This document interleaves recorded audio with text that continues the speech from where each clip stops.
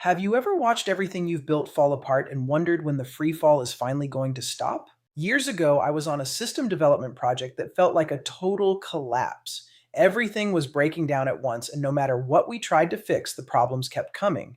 I remember waking up in the middle of the night wondering, how much worse can this get? How long will this last? It was terrifying to just wait for the next problem, but eventually the falling stopped. I hit rock bottom.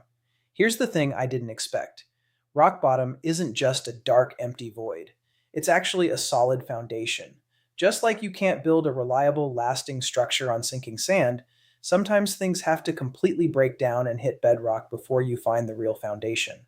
Once I was finally on solid ground, I realized I had a firm place to start redesigning the system. I could rebuild it piece by piece, much stronger and more resilient than it was before. If you're in that free fall right now, please know the ground is coming. It's going to hold you up and you're going to be able to start climbing again. If this was helpful, pay it forward and share. You never know who might feel like you. Thanks for listening, and I'll see you in the next one.